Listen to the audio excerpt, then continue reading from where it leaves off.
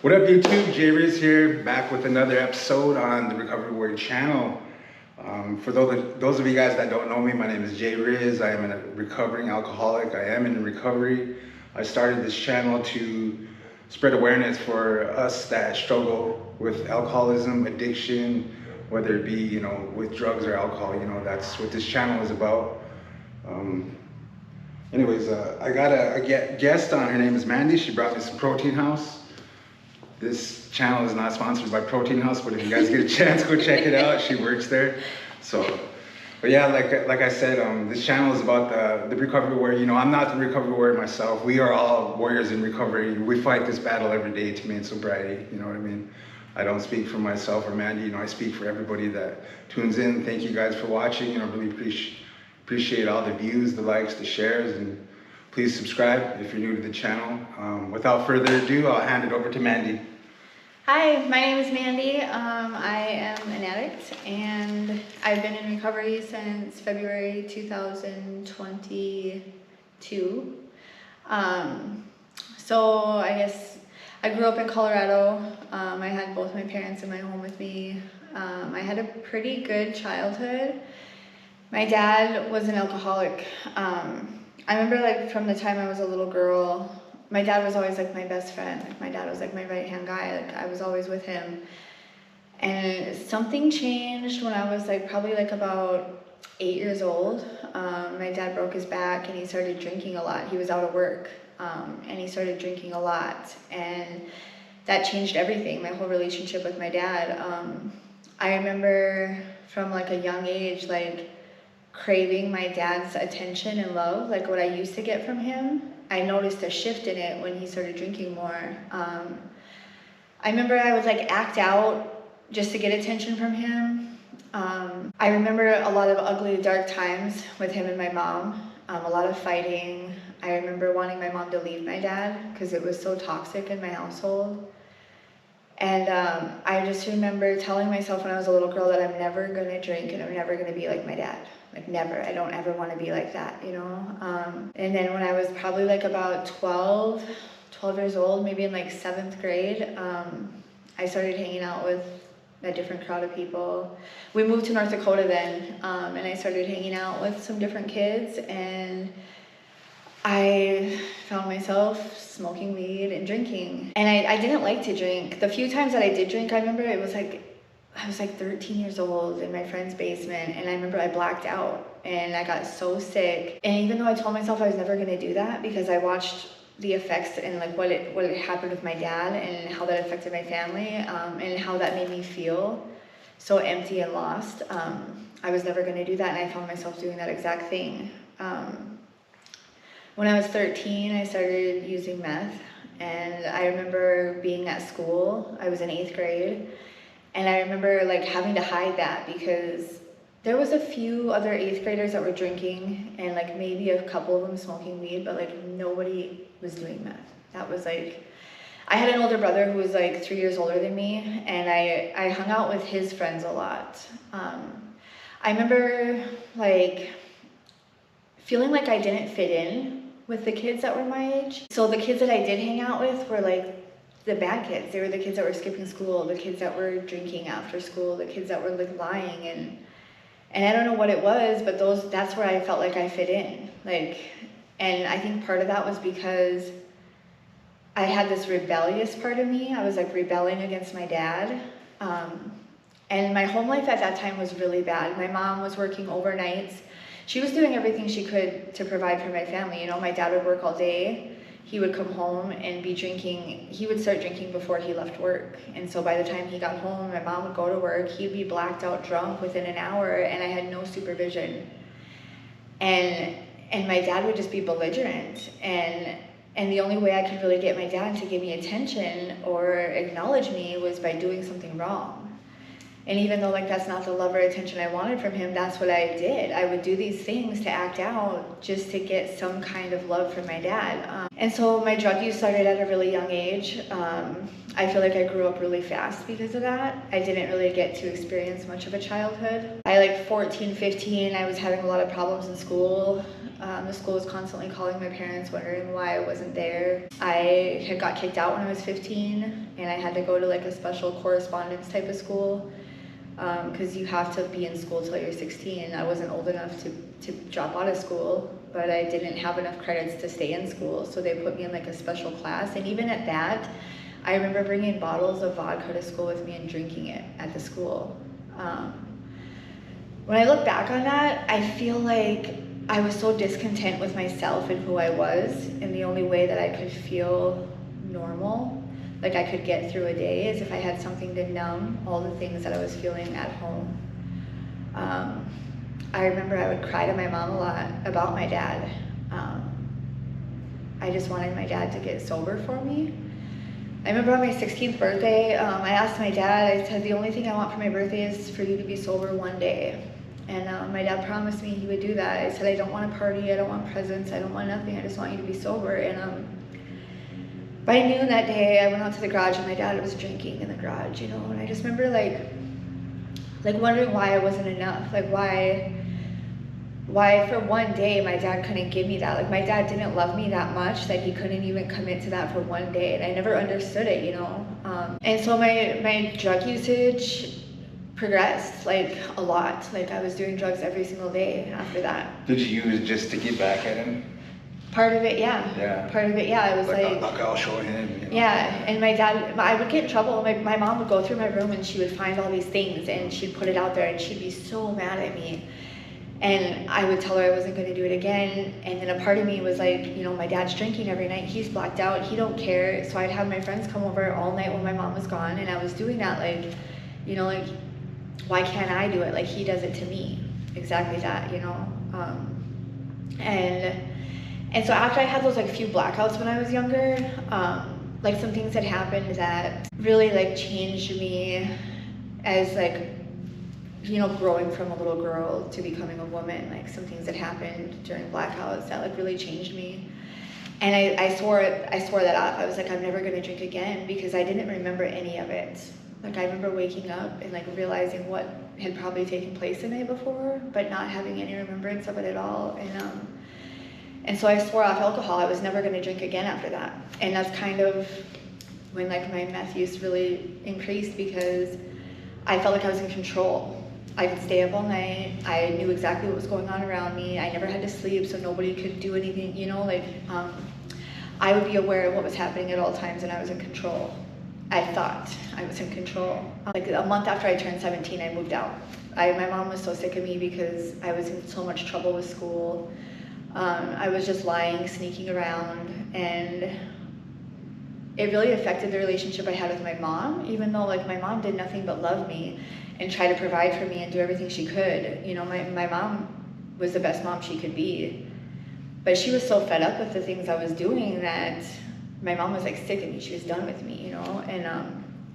And so I moved out when I was 17. I had a lot of shitty people around me, and there was just a lot of bad things going on. I realized real quick that a lot of these people weren't my friends. I really got lonesome for my family, and like a year or two later, maybe I was like 18 or 19, I quit. I quit everything. There was no recovery in it. I just quit using because I was so sick of that life. I wanted my family back. And so I really just cut off all the friends that I had, and I really got close to my family again. Even though my dad was still drinking, I really just wanted my mom back. And so I had like maybe like a year or two sober, like a dry sober, like, because I didn't have any recovery. I still had all those things that I was trying to numb throughout my childhood. All those things were still inside me, but I wasn't using anymore, and I was trying to be more present in my family's life.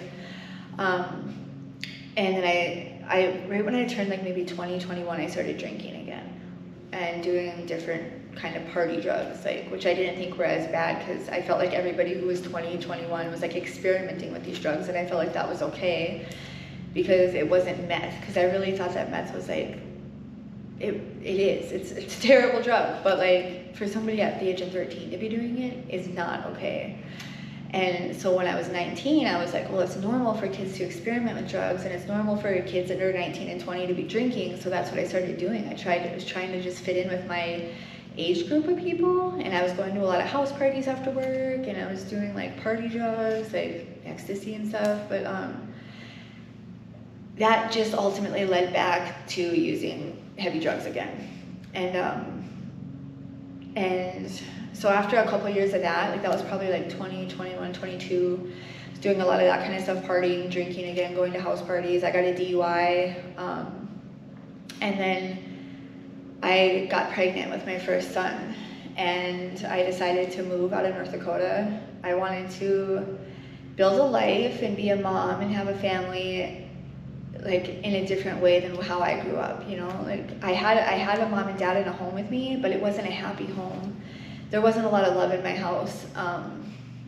And so I moved away from North Dakota as I thought that was like the answer. If I leave here and I go somewhere fresh, I won't know any of these people, and I'll be able to just like start this life that I always dreamed of having, what a family should look like. And so I moved to South Dakota, and things didn't work out with me and the father of my oldest son. And then I met the father of my younger two sons, and he had just got out of treatment, and he had a daughter the same age as my son, and I thought it was really cool that he just got out of treatment and he was trying to build a life with his daughter. And so one more thing, so I've had a lot of really bad relationships, and I've been able to identify this in recovery now, that anything that looked like love, I clung to it. If I got attention from any man, if any man gave me just the littlest bit of attention or time, I felt like that was love. And that's what I wanted so badly from my dad ever since I was a little girl. So any man that would give me the littlest bit of a time or attention, I thought it was love, and I would cling to that. And so I have a lot of, a big part of my story is these relationships where I would find these broken men and think that I could fix them. And it just caused a lot more problems in my life. That seems like it's common, huh? Very common. Like I went through that too. Like I just like older women because my mom wasn't there growing up, and it's just attracted. You know, I was attracted to older women, and same thing. Like thought I could fix them, you know. But yeah. And in my using, like I was in such denial about it. Like yeah. People would tell me, like, "What are you doing with this guy?" You know, and I'd be like, "Well, I know he doesn't have a job right now, and he's living with me and driving my car, but when construction season picks up, he's gonna go back to work." Like I always like just had these justifications, or like, you know, and I don't know, like I feel like I'm a pretty smart person, but like when it comes to that, like I just could not make the right decision. And I think that's what it was. I was just clinging to anything that I felt was love. And it never was, but I didn't really know what love was. And so from such a young age, I had my heart broken by like the one man that should have been there for me. And so I sought that out in all these different relationships. And so I met my kid's dad. He's sober, just got out of treatment, but he was really positive, and like, you know, like we had a lot of things in common. And so we got together, and then he had told me he relapsed. And at this point I had been sober after I moved to South Dakota and stuff. I had another like 2 years. I mean, I was probably still like smoking weed, but I wasn't doing any drugs or even drinking at that point, because I had my son who was like 1, maybe 2 years old. And he told me he relapsed, and so I told him like I don't want anything to do with that anymore. Like I moved down here to change my life and to get away from like my past, and like I can't do that. And then I found out I was pregnant, and so I remember like calling him up, and I'm like, "Hey, remember me, the girl from the park? Well, I know I said I didn't want to be with you, but I'm pregnant, so we're going to be a family. You're going to get sober, and then we're going to live happily ever after." And I was wrong about that too. We tried, we really did. Like we tried. I ended up leaving South Dakota to come back here where my family was, and he moved up here. He moved up here with his daughter, and we tried to make a family work, you know, and it's crazy that we have this thinking, like if we just move from where we're living at, like that'll get rid of the way that we're living, you know, and that's not the case. Like you can make a geographical change and it'll last for so long, but if you're not strong in your recovery, The drugs are out there. You're gonna find them, or they're gonna find you. Like, it just takes like a bad day or like a bad scenario with the wrong people, and as addicts and alcoholics, if we're not strong in our recovery, we're gonna go right back to it. And so he moved here, and things were good for a while, and it was only a matter of time before he found drugs here. And then it was only a matter of time before we're both using. And that was probably one of the most toxic relationships I ended up having, and I stuck with it for so long. And I think the reason I did that is because my mom never left my dad. My mom stayed with my dad through all the hard times, all the fights, all the things. Like, my mom stayed with my dad, and so I think I had that instilled in me, that like if I committed to something and that was the father of my children, that I needed to stay, you know. And I didn't know that it's okay to walk away, you know. I didn't know that it's okay. I only knew like what I saw growing up, and what I saw was that my mom never gave up on my dad, and my mom she wanted to have a family for me and my brother, and she did everything to keep our family together, even though it wasn't healthy for any of us. And so it was just a matter of time. I ended up relapsing. I ate an Adderall with my kid's dad. He's like, it's not meth, it's not that bad. Well, that's exactly it. It wasn't meth, and it just gave me that itch for my drug of choice, and it was a matter of time before I was back off using again. And then like with being a mom, like, so then at that point, like he's out of the picture, and I'm a single mom with 3 kids, and it was a hard juggle. Like it's a lot of work. It's hard, and I felt like all I did was work and be a mom. I felt like I didn't have a social life. I felt like I didn't have the energy to do anything for myself. And I was exhausted, and I was young, you know. I don't know if I was that young, but I was probably like 26.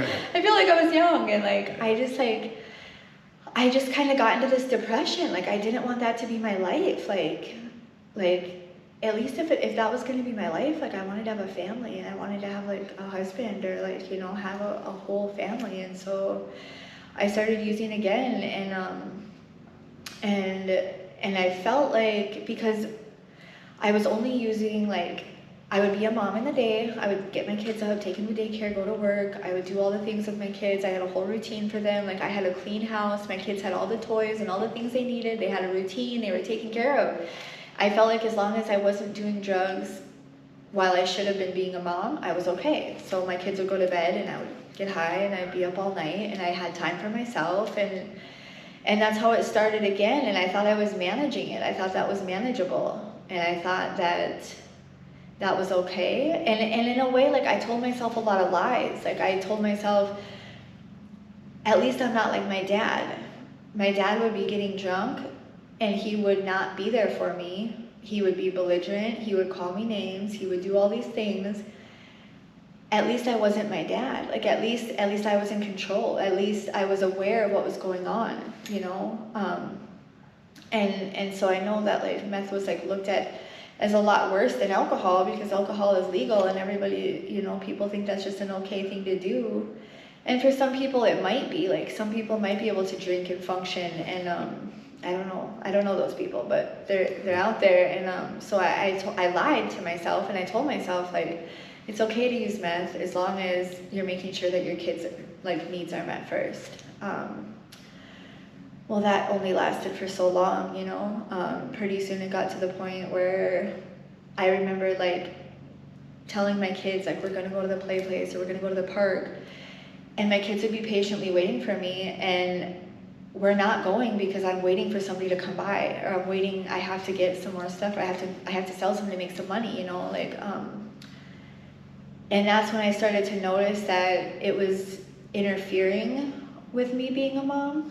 I still tried to keep it really separate, because my kids, they do come first. They are number one, you know.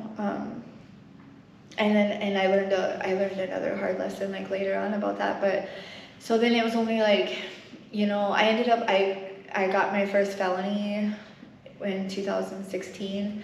I got caught with 2 ounces of weed, which was a felony then. I don't know if it is now, but So I got on probation, and I didn't think weed should be a felony, so I did not do my probation very well. I ended up with like several intermediate measures, which ultimately resulted in me going to prison. Not because they sent me to prison for weed, but because I couldn't stop smoking meth when I was on probation.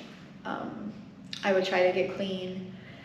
And what's crazy is like a big turning point in all this is like I moved to a bad neighborhood. Like I only had 1 or 2 people that were a part of my drug usage. Besides smoking weed, that was like more normalized, I would say, but there was only 1 or 2 people in my life that were connected to me as far as like my meth usage. I kept it very private. My family didn't know, my kid's dad didn't know. It was a very private thing, which is also very hard to maintain, like when you're living 2 lives. Like my kid's dad really thought that I had things under control, you know, and he was really using hard then. He couldn't hold a job, couldn't keep a place to live, like things like that. And so I moved to this bad neighborhood in Bismarck, and the more I'm outside with my kids hanging out, the more I'm meeting my neighbors, and pretty soon I got connections all over the block. And that's like really when things changed for me, because I had all these people and I had a social life. I had these people that were friends, and it turns out that a lot of these people I met there like knew people from my past. And so we're kind of like, oh yeah, you know them, and talking and like chopping it up, telling stories, and pretty soon I'm hanging out at their houses. My kids are out playing with their friends, and I'm like running inside, getting high really quick, and that just like ultimately like grew and grew and grew until like drugs had pretty much become my life. I started selling drugs, and I had to go to the halfway house before I went to prison. I had to go to the halfway house for a month, and that was like kind of an eye-opener, but I knew it was just a month, and it was just gonna be like kind of a thing to get me back on my feet, to just kind of create this look that I got everything under control, you know. I was excited to get out of that neighborhood because there was a lot of bad things going on there, and that's what I did. I was there for a month. I got a new place to live, like a beautiful home. I got a good job while I was in the halfway house, and like life was back on track. But it was only maybe a week or 2 after I got out of the halfway house that I was using again. And I was trying to do it more controlled so that when my PO would call, I would have that couple days to clean up, and as long as I wasn't using every day, that would be easy, which it was at first, and then all of a sudden it wasn't. And I ended up going to prison because I couldn't pass a drug test. And while I was in prison, that was my first treatment that I completed. I had been to treatment 3 times before that, but all of those were they were all just attempts to get somebody off my back. My kid's dad, my PO, I had warrants, and so that was my great idea. Like if I just go to treatment and I complete treatment, they're not gonna send me to prison.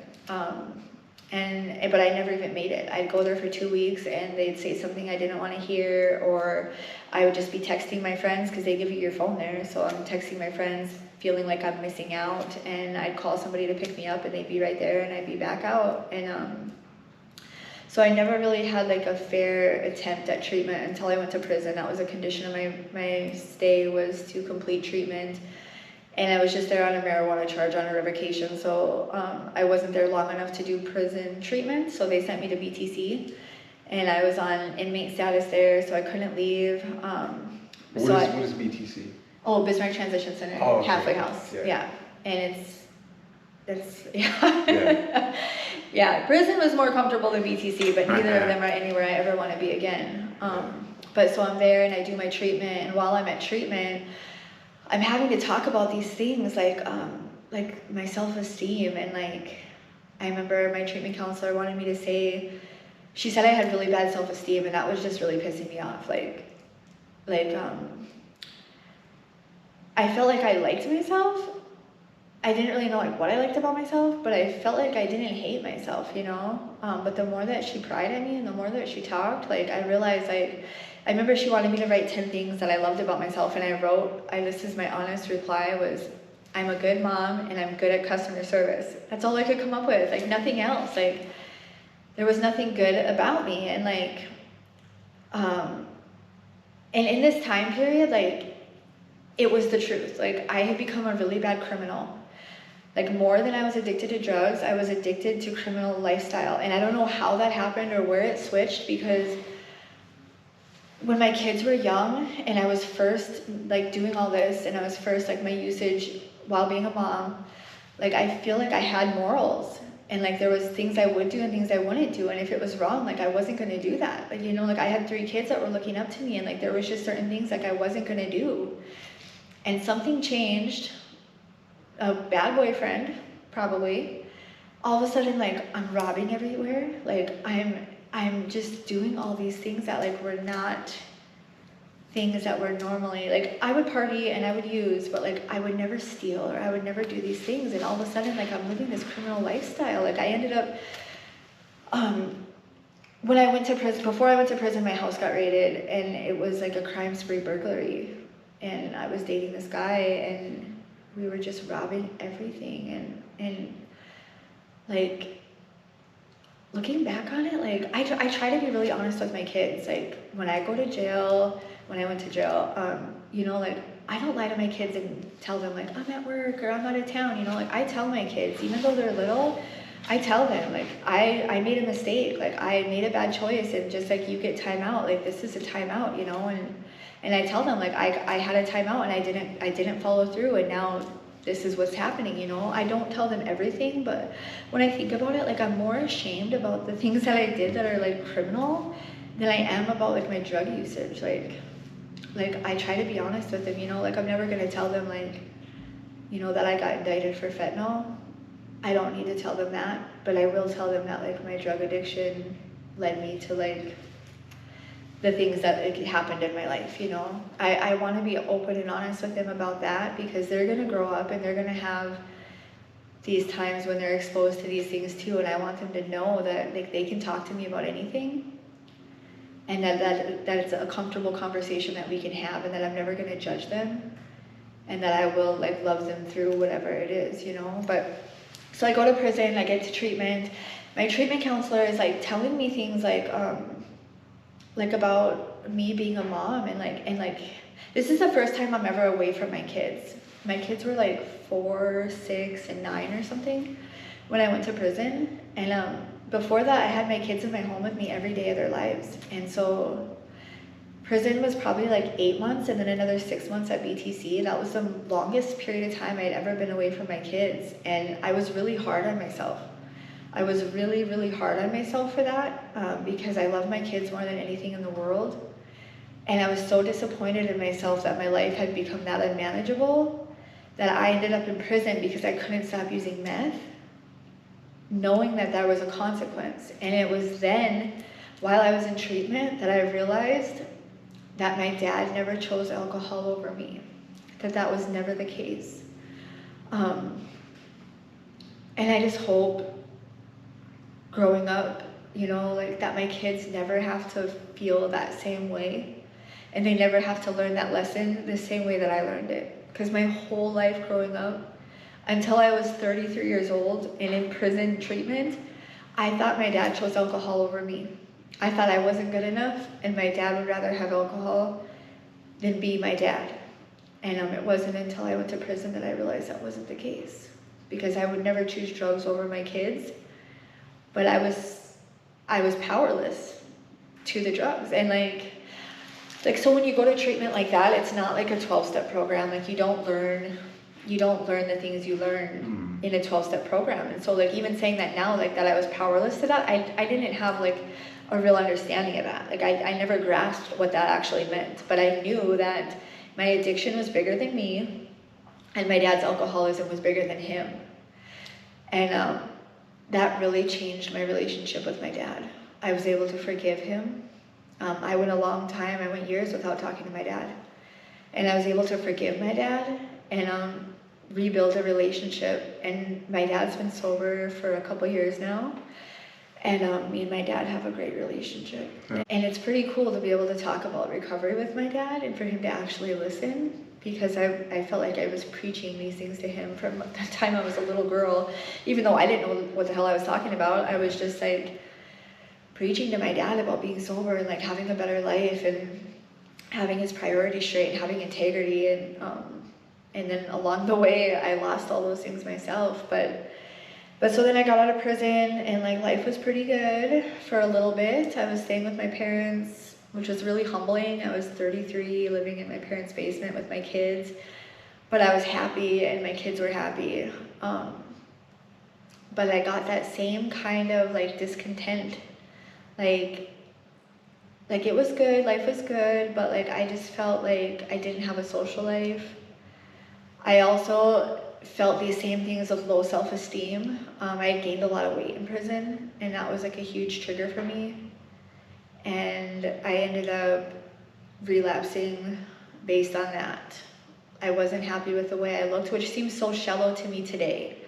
But like when I got out of prison and when I went to treatment, I didn't do any kind of spiritual recovery. Like I learned about like the scientific aspects of addiction, and they teach you these like little things in there, like triggers and like how to make better decisions. But like if you don't fix like what's going on in your broken spirit, like it's gonna overpower the things you're taught about triggers and making the right choices. And so I started using again, and I had like a rough period of parole and probation again, and that was just ongoing of like revocations and this and that, and couldn't stop using. Even though I wanted it really bad this time, because what had happened with my kids and when I went to prison and being away from them. So when I was in prison, my kid's dad went to sober living, and or maybe it was like a year before I went, but he's still sober. And my kids, I don't have my kids at home with me. My kids live with their dad, which is something that is hard. Like I had my kids every day of their lives till they were that age, you know.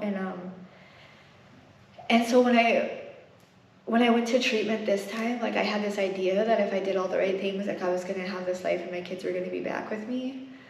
And that's not the case, but I'm at peace with that today. Like my kids are in a good home, and I have a great relationship with my kids. But so my kid's dad went to sober living, and so when I got out of prison and I started using again, he was kind of hard on me, like kind of throwing things in my face, you know, and I just like, I couldn't believe that he would do that, because I met him when he was clean. He started using, and I wanted nothing more but to help him to get better. And then when we had our kids together, like I wanted nothing more but than to help him to get clean. And even though I relapsed, like I still wanted nothing more than to see him get clean. And then when he finally got clean, he kind of just like left me behind, like, and really treated me like I was just some kind of monster. Like he couldn't believe that I would like do these things, and I like, it hurt, you know, like how are you gonna judge me when like you've walked these shoes, like you've been exactly right here, like how are you gonna act like you're better than me? And we have a pretty good relationship today, but like that messed me up. Like not having the love and support from like the person I have children with, like kind of messed me up. Like and so I kind of just went hard. Like I was homeless for a couple of years, probably like 2 years, like just bouncing around from place to place. I stayed in hotels a lot, back to straight criminal activity, stealing, robbing, like retail robbing, everything. I was counterfeiting money. That was like, I was so sick that I thought that because I had these criminal charges, like I was gonna have to have like a low-end job. Like I was gonna have to work like, you know, and then I had burglary charges. So I was like, I'm gonna have to work like fast food or something. And like, if that's gonna be my life, like I'm gonna learn how to counterfeit money, and then I don't have to have that kind of job. Like I don't know, like I was just so sick, and I told myself so many lies, and I just, all my morals gone. Like I was just living this crazy life, and I was happy there. Like I spent an entire winter living in a garage with no heat and no running water. It was like -30. We had little propane heaters and an air mattress in this garage. And I was content doing that, because at least I was living free. I don't know what I thought, but like now that I look back on it, like I don't understand. Like I don't understand where I thought that was okay. And that's the insanity of addiction, is like you do these things and you're just okay with it every day, and it becomes normal to you. And I think part of it, you know, I was afraid. Like I didn't see my life ever getting better. I thought like this is what I become and this is what I will always be, so this is what I'm gonna do. And I was just thriving in that lifestyle. Like I was surrounded by chaos. I was running from the cops every other week. I had different identities. I was just, like I had lost myself completely, who I was. And I was doing all these things to survive, and it was all fueled by my addiction. And so after that winter, I started staying with this guy who I had just met, and he told me, you know, just stay with me, and then you don't have to pay for hotels, and you can save up money to get your kids a place. And I believed him, and I clung to that, and I stayed with him for about 9 days, and I ended up getting federally indicted. And when it first happened, I was a mess. I got indicted for fentanyl. I've never used fentanyl. I've never sold fentanyl. And I found myself in jail with federal drug charges, which I thought was just the craziest thing. Like, why me? Like, why, how could this happen to me? Like, I'm out there doing A, B, C, and D, which I deserve to go to prison for all of those. But why am I in jail for this? When that's not even my thing, you know? And the beautiful thing about recovery is like I have learned to accept the things that have happened to me, and not just accept them, but like I view it all as a blessing. Like it was a divine intervention. It saved me from my meth addiction.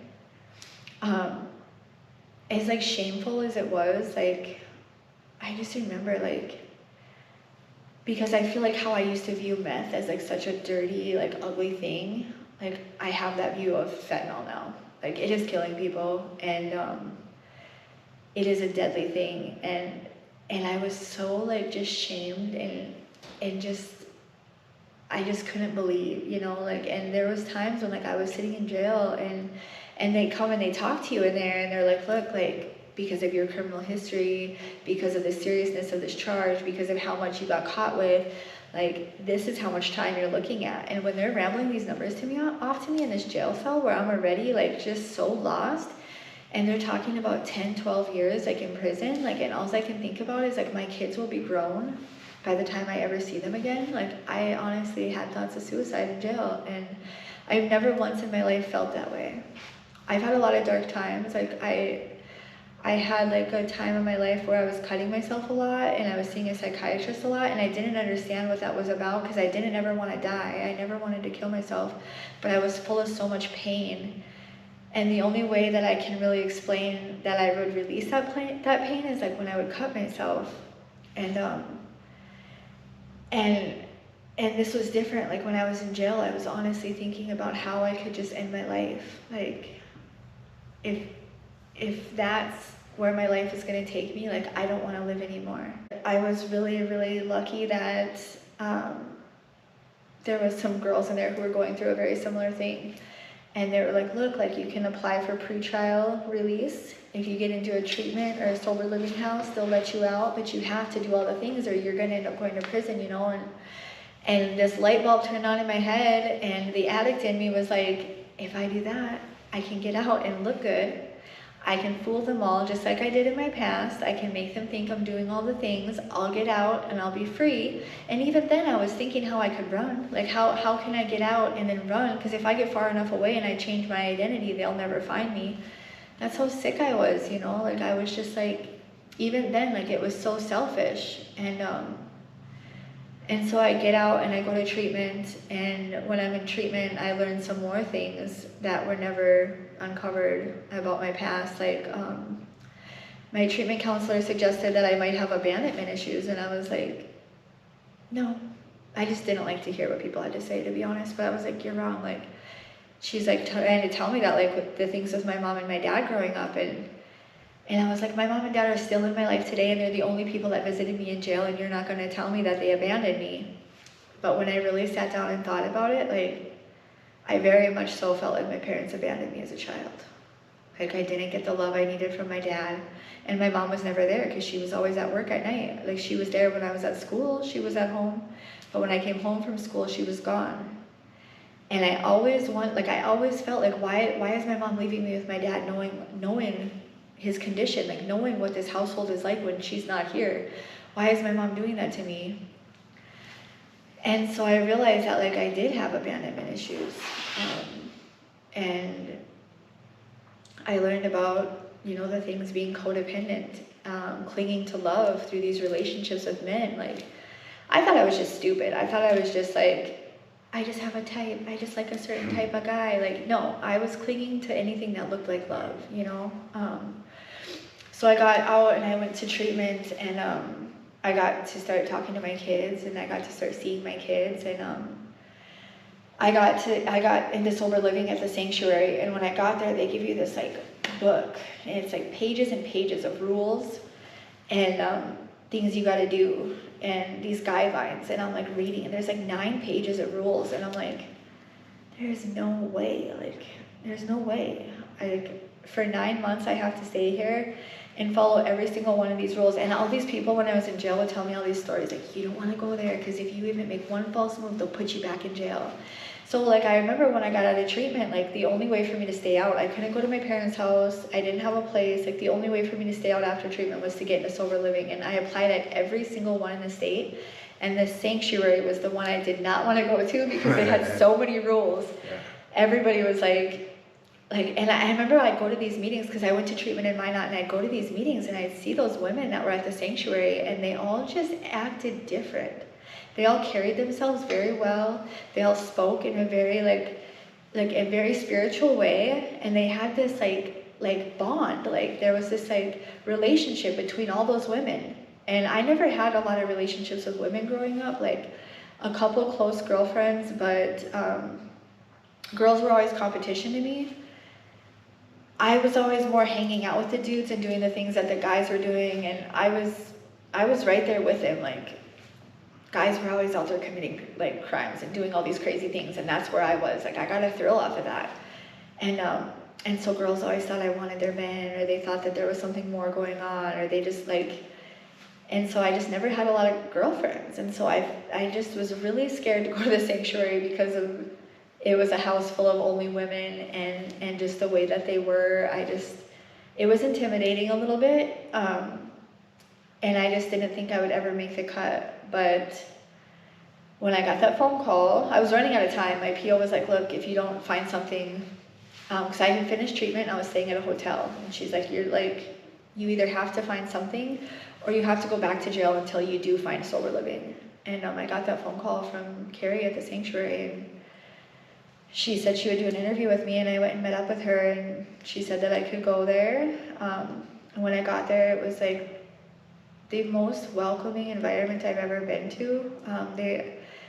As soon as I got there, there was all these women, and they welcomed me in, and they're like, welcome home, and they were all helping me and asking me if I needed anything. And I had recognized them from the meetings, but I didn't know any of them. I'm not from Minot, and I didn't really know any of them, But I remember even when I got there, I was like, I'm just going to do this thing. I'm going to go to the meetings.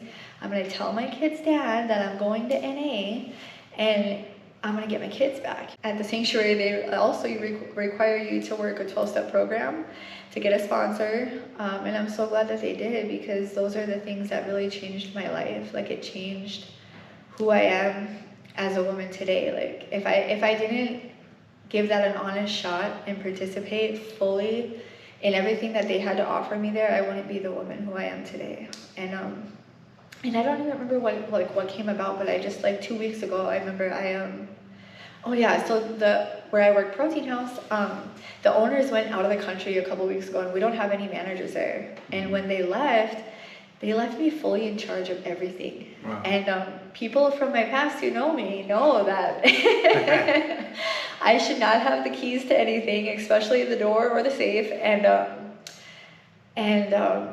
just, yeah, like I was not reliable. I was not, the only thing that I was good for back then was like scheming. Like I was always like, just like looking for a come up, you know, and they trusted me with the entire restaurant, the entire time they were gone, like all aspects of it. And they got back and everything's still like standing and everything's still functioning and business is good. And the I safe remember, was still full. yes, yes. And I remember like I called Carrie and I was just telling her, I was like, Carrie, like life is such a trip. Like this is what's happening right now. And I wouldn't be able to do this today. I wouldn't be the woman I am today had I not gone to the sanctuary, you know, like, and I try to always remember those things, like what was given to me that has made me the woman that I am today. Through those rooms, you know, I learned how to love women. I learned how to not be in competition with them. I learned how to be friends with them. I learned how to just love people. I learned how to love myself, you know. I learned how to have a healthy relationship and communicate. When I was at the sanctuary, we came to Bismarck to go to Rule 62, and I met my fiance there. I just remember having a conversation, and it was just two people in recovery, like talking about things we had in common, like very similar like criminal cases, and very similar like living situations. Like we're both at sober living, we're both going to be managers, and like we just had these things we could relate to, and we ended up like building a relationship, which is the healthiest relationship that I've ever had in my life. Like, and I have a great relationship with my mom and dad today, and my kids. You know, even though I don't have my kids living with me, my kids know that when I say I'm gonna do something, I'm gonna do it. My kids don't have to wonder where I'm at or why I'm not calling or why I haven't been around. My kids know that when it's Christmas time and they want the jaw ones, they're getting the jaw ones. And it's so good to be able to do those things, you know. I get to show up. I get to spoil my kids. I get to be there. I get to be there for my son's basketball tournaments, you know, and I get to show up for other women. Like I get to show up for people in recovery. Like when people have court cases, I get to show up, you know. I know how important that is to have people to support you, and I get to show up for people today. I just recently got offered a job to do peer support, which is also a crazy thing, and I never would have thought, even when I became manager at Sober Living, you know, like I never would have thought that I would be in a position where I would be viewed as like a leader or a role model to people who are trying to do better in their lives. Because there was a time in my life, a long time in my life, where I was up to no good at all times. And so like when they asked me to be manager at Sober Living, I was like, are you sure? Like, are you sure I'm the one? And I ended up staying there for 6 months as the head manager of the house, and it felt so good to be able to guide other women in a way that I was guided when I got there. It was really challenging, but it was worth every day. It was an extra commitment. You know, that 9 months that I thought I was never going to be able to do, I ended up staying for an extra 6. Wow. And when I first went there, I was like, that's too long to be away from my kids, and I don't think I'm going to be able to do it. But like honestly, like that short period of time that I actually gave an honest shot to bettering my life has provided me with like a forever I get to have with my family. And so then I had my sentencing in August, and I got sentenced to time served, which was a miracle. One of the biggest blessings that I've ever received in my life. And I moved back to Bismarck, which was a kind of scary thing, because this is where all my history is here in Bismarck. And so I kind of felt safe up there in Minot, you know, like a geographical change can be beneficial, but you got to do a lot more work than that. And I'm so glad that after treatment I went to Sober Living. That's really where I found who I am as a woman. Like I really learned how to show up as a woman in recovery. I really built a relationship with God. And life isn't sunshine and rainbows every day. I wish it was. I love sunshine and glitter and rainbows, but it's still hard. There's still things that happen that are hard. I still have struggles trying to co-parent with my kid's dad. There's still things that happen that I don't agree with or that I think are unfair, but I have this relationship with my higher power, and as long as I stay close to him, like, he guides me exactly where I need to be, and I don't have to act out and go back to using because life is hard. My relationship is a beautiful thing, but it's still hard, you know, like, I've never had a healthy relationship, and so I'm still learning that also. But the thing that's different about this is, like, we pray together. We're able to communicate and talk about things without being malicious towards each other. And those are all things that I learned in recovery, you know. I guess, like, the biggest thing I learned is just that I don't have to ever go back to using. Like, even when things get hard, even when there's these things that I don't know, you know, like, I don't ever have to go back to using. And there's been some hard things that have happened. There's been some really hurtful things, some things I've had to go through since being in recovery. But that thought, like, never once crossed my mind. I never once thought, like, I'm just gonna go back to drugs, like, to numb it. Like, I don't have to numb it. I have tools today. Like, I can pray about it, and the more I pray and the more that I ask for guidance and seek those things, and the more I help other people, those feelings go away. Like, feelings are just feelings, and they're not going to stay forever. And the more that I like remember the blessings I have, you know, like, I have a beautiful life today. The life I have today exceeds the life I prayed for. I remember when I was in jail and I first got into treatment, I had a little twin bed, and I would get on my knees and I would just pray, like, because when I was in jail, I would just pray, like, please get me out of jail. Like, I don't even do fentanyl. Like, please let me out. I won't do meth anymore, you know? And it was so selfish. And, like, at the end of the day, like, I got caught with a lot of drugs and I deserved to be in jail. But I would just, like, pray so selfishly. And, like, I never had a connection with my higher power previous to all of this. So I didn't even know how to pray. I didn't know how to meditate. I didn't know, you know, I didn't have a relationship with God. And so it really started with that, just, like, praying, please, thank you for this little twin bed, like, thank you for my freedom, you know, like, and pretty soon, like, I learned how to, like, pray for guidance, how to ask for help, how to pray for, like, in gratitude, like, all these things I'm grateful for, how to pray for other people. Even if I'm just struggling to get through a bad day at work, I can just stop and pray, and it's the craziest thing, and I don't know how to explain it, but, like, my days, it just, like, seems to work out after that. And I've had all these little miracles and things that have happened, like spiritual experiences, that there's no doubt in my mind that if you really become willing and you give the program, like, an honest shot, I really believe that life will keep getting better. And it's like, you know, the possibilities are endless, and I'm really excited to kind of go through this peer support training and see what that's all about, because I really do believe that everybody's recovery path is different. I believe that things that work for one person don't necessarily work for somebody else, and so, like, when I was in sober living, it was kind of rigid. They wanted you to do things a certain kind of way, like, this is what we require, this is, you know, what works. But I've been able to, now that I'm out of sober living, kind of, like, explore different options and just connect with different people. And I think there's a lot of different recovery paths out there. And I think that if just because something doesn't feel like it's working for you, like, don't give up, like, try something different, you know. I just have to take a couple seconds to, like, pause and pray about it. And I usually feel better immediately. If not, like, I'll pray about the same thing a few times throughout the day, and then I seem to find my own answers in my prayers. But awesome.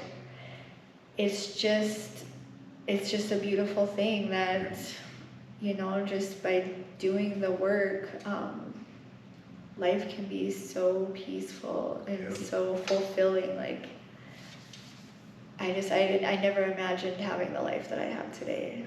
And it's not the perfect life, but it exceeds, like, even, Yeah. sometimes it trips me out, and I'll just be at home and I'll just get teared up, Yeah. looking around at my house, and I'm just like, this is real life. Yeah. Like, I remember I went to my son's basketball tournament, and I'm watching him play, and there's all these moms, and they're like screaming, and like, they're like, yeah, and I'm bawling. Oh, and man. I was just like so happy because I got to, like, I was watching, that's my little dude, like that's my guy running on the court, you know, and like, and I was happy, but I was just, and before I got to the tournament, I had like this like anxiety, and I was like, oh, these moms all know that I'm the Fed mom, and I'm indicted, and I haven't been at any of the tournaments all year, and they don't know that, but in my head, like that's where I took it. Yeah. And then I'm in there, and like they're all just like really hardcore, like yelling at the kids, get the ball, like defense, and I'm just like bawling, but I was so happy to just see my little dude like running down the court. Yeah.